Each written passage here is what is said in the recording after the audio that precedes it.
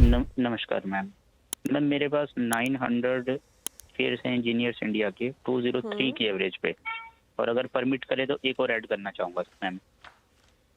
Okay, 203 की buying है, वो भी एवरेजिंग करके 203 पे आया है।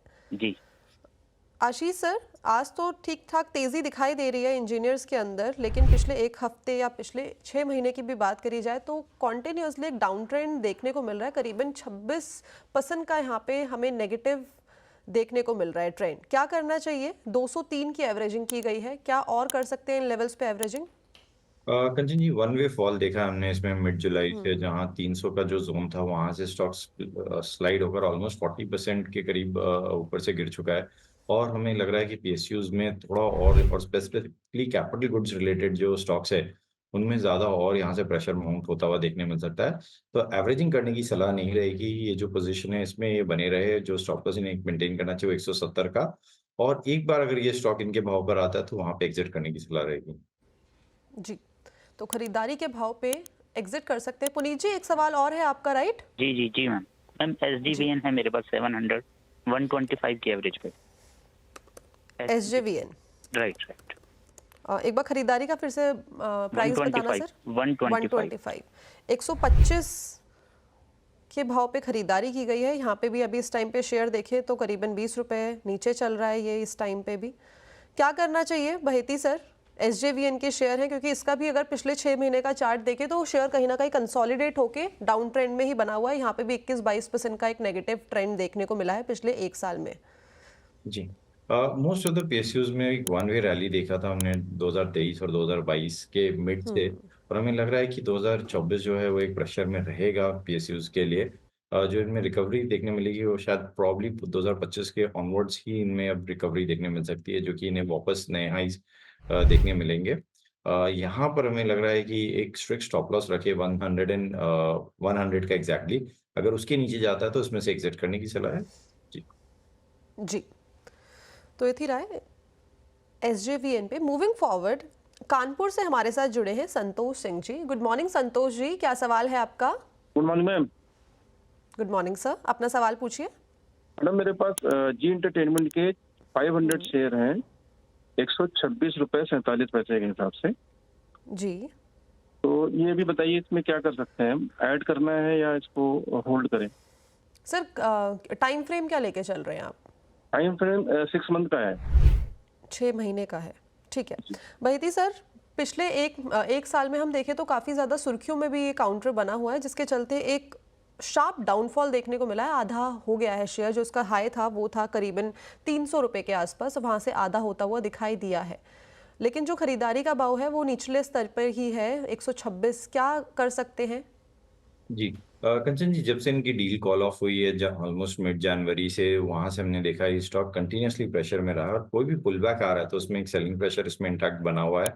इनके भाव जो है काफी क्लोज है, जो अभी का प्राइस चल रहा है 125-26।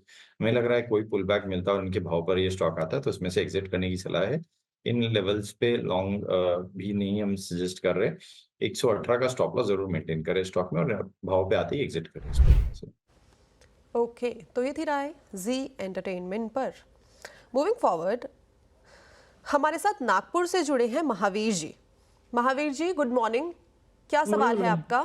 मैम मेरे पास गोकुल एग्रो के शेयर थे, 336 की बाइंग है और क्वांटिटी है 215 शेयर्स। तो उसे कैसा होल्ड करना चाहिए या सेल आउट करना चाहिए अभी? सर, एक लॉस आ रहा सवाल है। मैं आपसे पूछना चाहूंगी, जब आपने यहाँ पे खरीदारी की थी तो आपने अपने पर्सनल फाइनेंशियल एडवाइजर से सलाह ली थी या आप अपने आप ही आपने नहीं, चार्ट को देख के अपने खरीदारी की अपने थी? आप ही चार्ट को देख।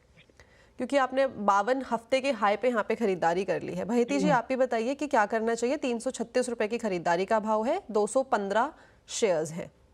जी, ऑलमोस्ट इनकी जो भाव है वो काफ़ी, मतलब जैसे आपने भी बताया कि एग्जैक्ट मतलब हाईएस्ट पॉइंट पे इन्होंने जाकर पोजीशन ऐड की है।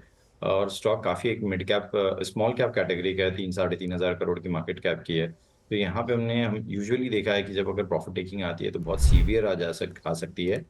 स्टॉक काफ़ी स्ट्रेस्ड आउट है अपने 200 डेमा से। 200 डेमा भी 172 पे प्लेस्ड है। तो थोड़ा सा यहाँ पे जो कंफर्ट जोन है वो कम है यहाँ पर।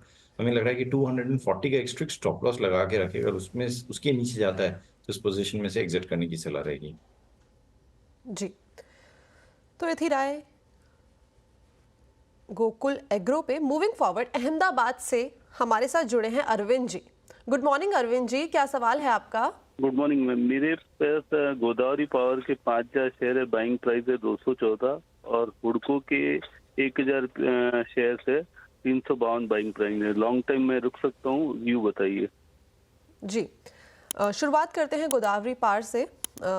बहेती जी, 214 रुपये की इनकी खरीदारी का भाव है और 5000 शेयर्स हैं।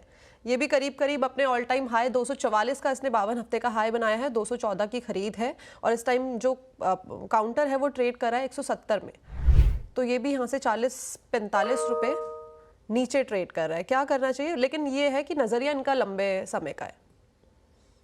जी, एक स्ट्रॉन्ग सपोर्ट एरिया था इसका 180 का, वो इसने आज तोड़ते हुए देखने मिला, और बट लोअर लेवल पे 160 पे आज खुला, वहां से एक पुल बैक जरूर देखने मिल रहा है। इसमें हमें लग रहा है कि इसमें जो बने रहने की सलाह है कि 160 का एक स्टॉप लॉस जरूर मेंटेन करे इस पोजीशन में।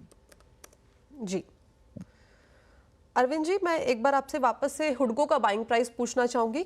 क्या लेवल था खरीदारी का? 352 352।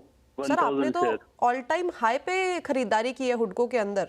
जी जी मैम।